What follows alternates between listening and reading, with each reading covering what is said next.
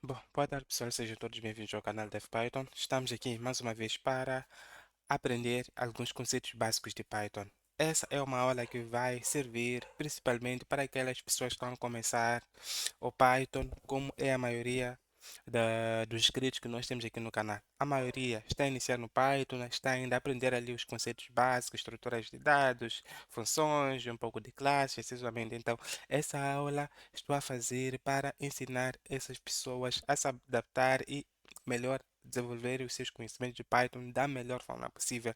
Então, se gostar dessa ideia, deixe like e comente, subscreva-se e convido o pessoal para curtir aqui esses conteúdos. São grátis e super maravilhosos. Então, sem mais delongas, vamos a isso. Eu vou partir do pressuposto de que todos vocês já têm o Python, o VS Code instalados e a extensão aqui do Python instalado também. Para os que desenvolvem no celular, tenho aí o PyDroid 3, que é um dos aplicativos que usamos para Android para criar ou desenvolver em Python. Então, no fim de tudo, vai ser praticamente a mesma experiência. Então, vamos aqui ao vídeo. Eu criei aqui um ficheiro normal. Nada obsta em vocês criarem ficheiros, por exemplo, eu criar aqui um aula 1.py. No fim de tudo, a coisa vai ser a mesma, só que eu vou criar assim desse jeito em formato notebook, que é para facilitar a organização dos ficheiros e vocês poderem perceber melhor. Então, essa sendo a primeira aula, nós vamos aprender sobre funções, né? E a ideia da aula é ensinar a vós questões básicas sobre funções, os tipos de funções. Aliás, primeiro, como é que podemos criar funções em Python?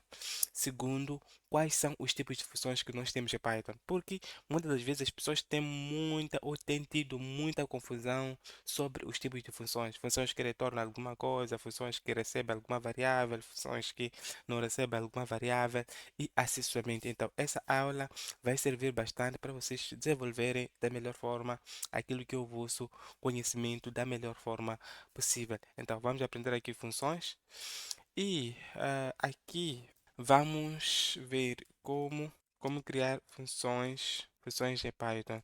Então, para criar funções em Python é extremamente simples, não é?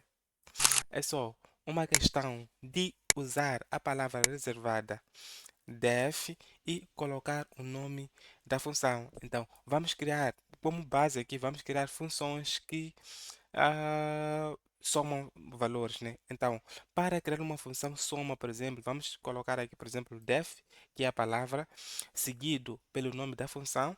Nome da função vamos chamar somar, por exemplo, e abrir e fechar parênteses. Então, praticamente nós já temos a função criada. É só colocar dois pontos no final, enter e tem que garantir também que tem aqui aquela indentação devida, não é? Então, e aqui ir colocando tudo que nós pretendemos, ou seja, o objetivo da função, ou seja, aqui vou colocar o código daquilo que eu quero que a minha função execute. Então, essa é a estrutura básica para criar uma função. Por exemplo, esta função eu vou querer que ele imprima alguma coisa. Então, eu vou querer imprimir, por exemplo, esta é uma função somar.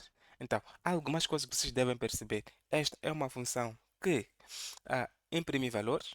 Ela imprime, não retorna nenhum valor e não recebe nenhum parâmetro.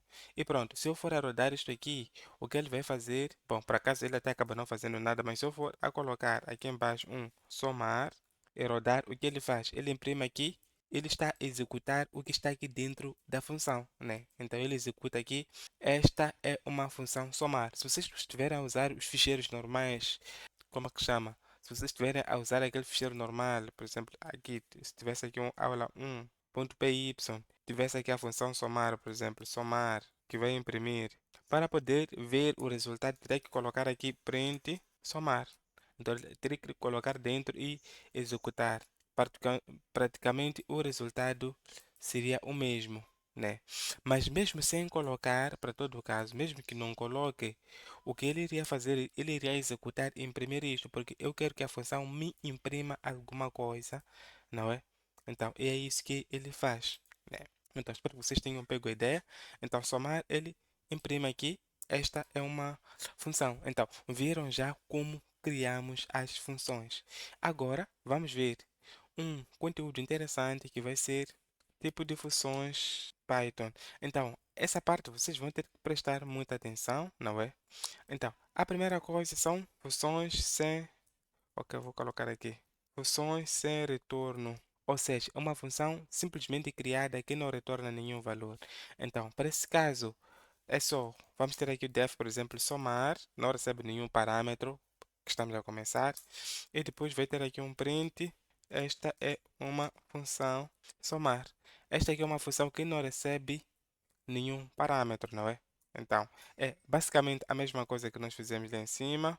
Se for a rodar, é praticamente a mesma coisa conforme vocês conseguem ver. Se, por exemplo, ou melhor, segundo tipo de funções são funções que retornam algum valor. Então, vamos para isso. Funções que retornam alguma coisa, né? Então, nesse caso, eu posso ter def somar. Então, para retornar, além de ter print, é essa parte que vocês devem perceber. Funções que retornam alguma coisa é porque eu crio a função, ele vai executar alguma tarefa, ele vai obter um resultado, ele vai me retornar para eu poder fazer uso desse resultado onde eu quiser, não é? Por exemplo, nesse caso é uma função somar. O que eu vou querer, por exemplo, é que ele é uma função somar, o que eu vou querer é que ele me some dois valores, né? Por exemplo, eu vou querer retornar. Para retornar, só usar aqui a palavra return. E se eu quiser que essa função, por exemplo, retorne o 2 mais 2, né? Assim, então só vou colocar return 2 mais 2. Aqui embaixo, se eu for a colocar somar, o que ele vai fazer? Ele até já diz que é 4, né? Mas pronto. Se eu rodar, ele só diz 4. Olhem que eu não coloquei o print. Mas se vocês tivessem numa função, nesse tipo aqui de funções, e tivesse aqui um somar, e retornasse aqui 2 mais 2, para poder printar e ver o resultado, teria que fazer aqui o print, somar e executar. Então, ele iria dar na mesma o resultado. Então, espero que vocês tenham pego ali a ideia. Então, essas são funções que não retornam, aliás, essas são funções que retornam algum valor. Agora vamos ver outro caso. O caso que nós iremos ver agora é um caso em que a função, pelo menos a parte de retornar, não retornar, já vimos.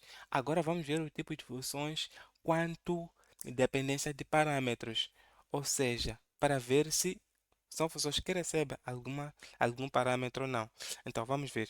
Funções que recebem parâmetros ou variáveis, né? O conceito é o mesmo. Então, para funções que recebem alguma variável, então vamos ter aqui um def somar. Nesse caso, eu vou querer somar dois números. Então, eu posso querer indicar que, olha, eu preciso receber os tais números. Então, posso indicar que, olha, eu quero receber o número A e o número B.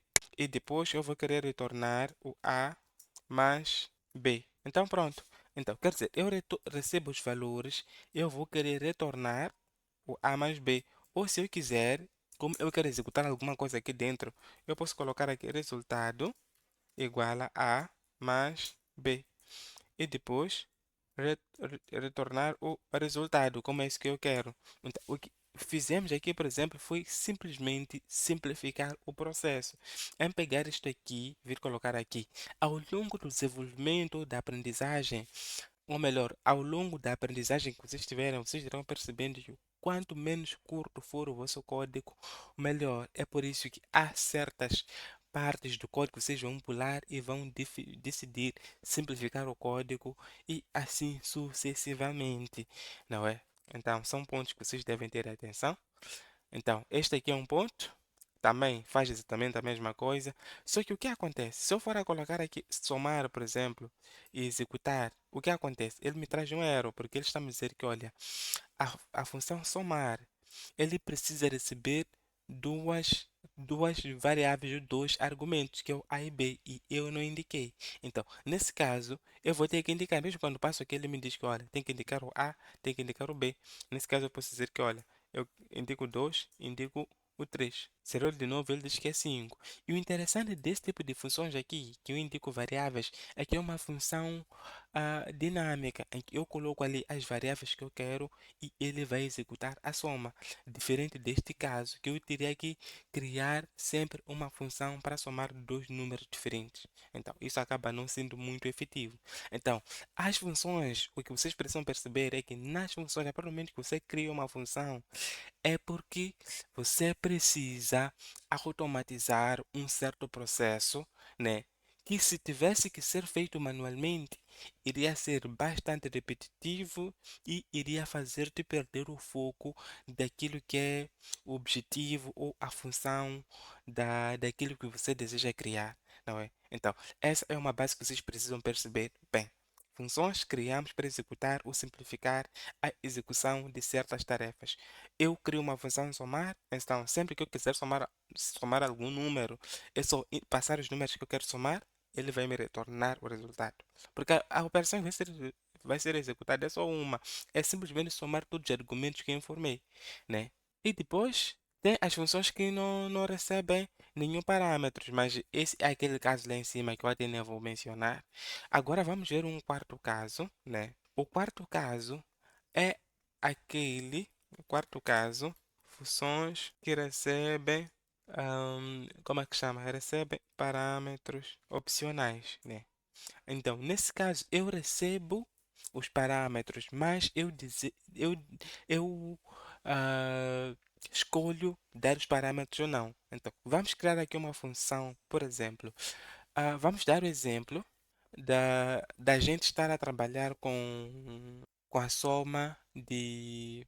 Ok, vamos ver. Com a soma de. Vamos dar o caso em que eu estou a trabalhar com soma de dois valores, por exemplo, em que eu já tenho uma certa base de soma. Por exemplo, estou a criar um programa em que vai me somar dois valores, mas na maior parte dos casos, esses dois valores que eu quero somar já estão determinados. Então, no meu caso, eu vou querer somar dois valores, mas na maior parte dos casos, esses dois valores estão estabelecidos. E vamos supor que esses dois valores que eu quero somar é o 2. Eu posso simplesmente, de forma inicial, eu já especificar que, olha, essa minha função, na maior parte dos casos, ela vai ter que receber, sim, variáveis, mas é possível que essa função não seja indicada a variáveis. E se eu não indico variáveis, então automaticamente ela vai assumir os valores que eu já dei por predefinição, por padrão.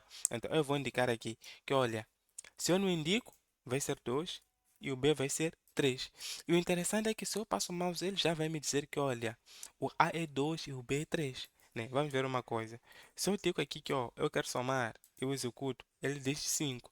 Mas eu posso indicar, por exemplo, olha, eu quero somar 5 e 5, né? Eu executar, ele diz 10. Por quê? Porque ele ignora os valores que estão lá e considera os valores que eu passei.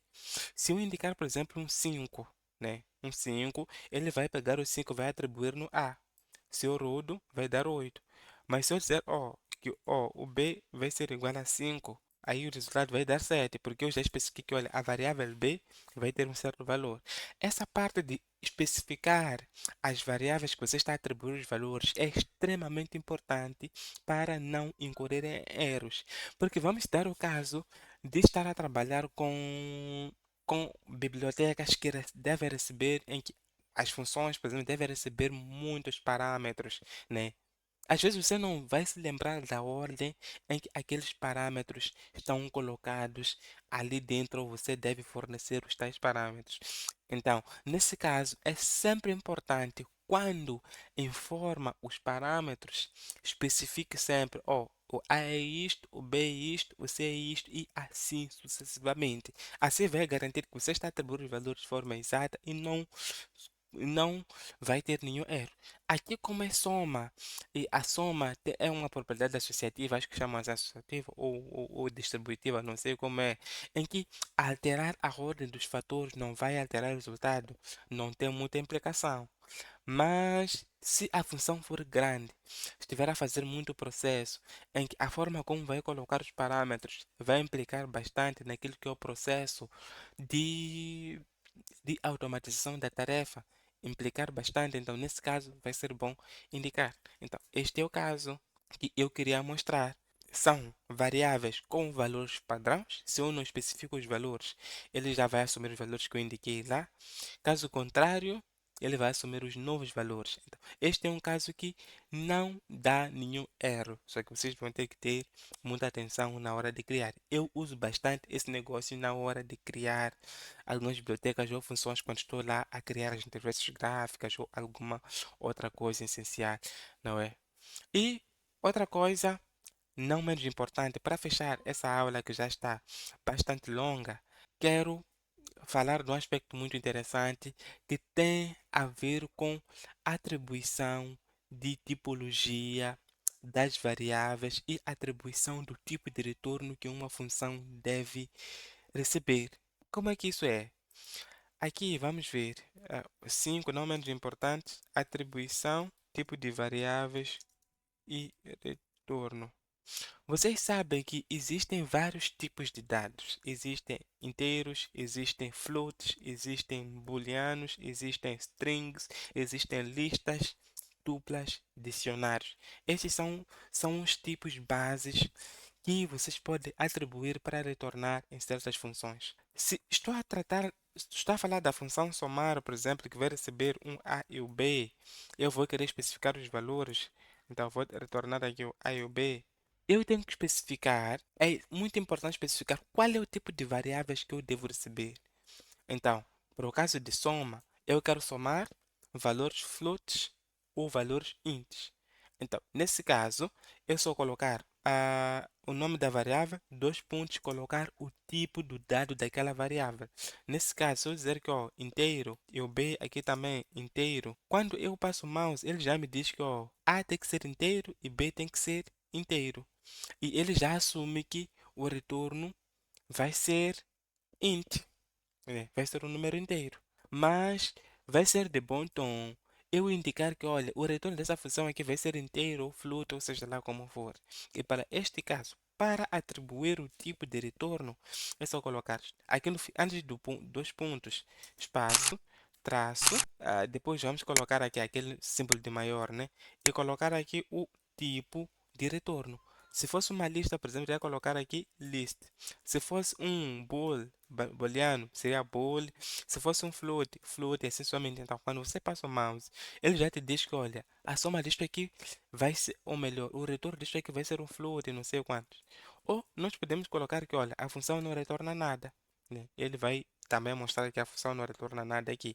Olha, são questões que, não especificando, não vão mudar em muita coisa durante a execução do código, mas vocês vão perceber ao longo do tempo, quando vocês forem desenvolver aquelas vossas práticas de programação e tudo mais, que alguns casos é sempre importante, imperioso indicar o tipo de retorno e o tipo de variável, não é? Especificamente quando vocês estiverem a criar APIs, vocês vão saber o que são APIs ao longo da vossa carreira de programação, não é? Então, nesse caso, vai retornar um int, né? Então vou especificar. E se eu quiser informar que, olha, a, a variável que está ali, ela pode receber muitos dados, é só colocar aqui o tipo, aquele traço, né? Nem barra, aquele traço, né? Aquele traço assim. E depois colocar aqui float. Eu posso colocar também, se eu quero somar string, string e assim sucessivamente. Então, eu só vou querer que seja int e float e aqui também no retorno, posso dizer que vai ser int e float. Então, se for a passar, então ele já é dinâmico. Ele já vai dizer que ou é int ou é float. E o retorno também ou é int ou é float. E pronto. É assim que é. Essa é a melhor forma de vocês criarem funções. Mas para começar, vão criando funções assim simples, vão subir para funções que retornam, depois funções que recebem variáveis, depois funções que possuem valores padronizados, mas que podem ser alterados quando estiver a chamar função, e ao longo do tempo depois vocês vão trabalhar com isto. É tudo faseado, vocês precisam respeitar esse processo para o vosso aprendizado ser fluido. Então, é isso aí. Espero que vocês tenham curtido a aula. Deixa aí o like, comentem, subscrevam-se e, por favor, apoie o canal com o QR Code que eu vou deixar aí ou o link que eu vou deixar na descrição para que continuemos a trazer conteúdos gratuitos e incríveis aqui, aqui na nossa plataforma. Então é isso aí, fica bem e tchau.